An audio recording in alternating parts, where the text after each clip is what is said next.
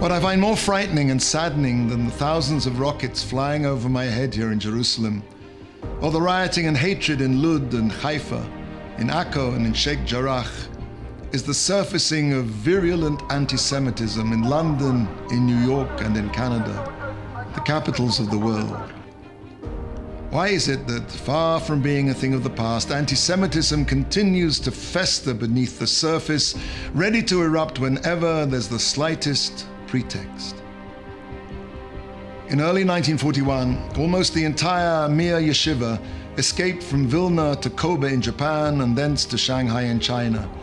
One day, one of the Yeshiva Bochrim, one of the Torah students, was making his way through the market in Shanghai, and above the many voices speaking in Chinese, he heard a voice bellowing in a language he understood. It was coming from a radio in an upstairs apartment. The voice was screaming like an animal. It was saying, "Come, let us rid ourselves of this people who will not let us live in peace." And behind the voice there rose up in a rhythmic chant thousands of voices, "Sieg Heil! Sieg Heil!" The boy was shaken. He ran back to the yeshiva and he told Rav Chetzkel Levenstein what he'd seen. Rav Levenstein said to him, "This time he's telling the truth. This time he's telling the truth." The Jewish people will not let the world live in peace. Hermann Rauschning, in his book Gespräch mit Hitler, writes that Hitler said to him, "The tablets of Mount Sinai have lost their validity. Conscience is a Jewish invention. Like circumcision, it mutilates man. Conscience comes from Sinai."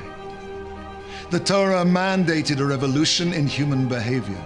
Education for all, the sanctity of human life, equality before the law, a vision of world peace where nations would beat their swords into plowshares, the moral imperative to care for the sick, the aged, the orphan, the widow. The Jewish people will not let the world live in peace.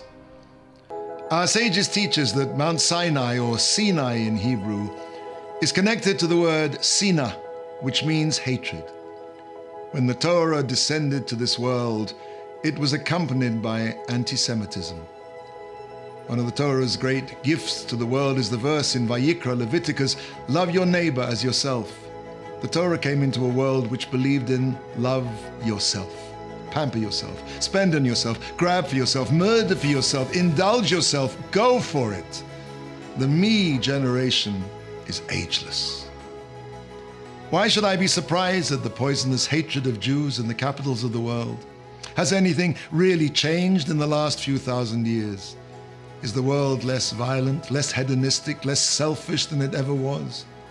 And has the world yet hearkened to the Torah's message, love your neighbor as yourself? We are the nation that will not let the world live in peace.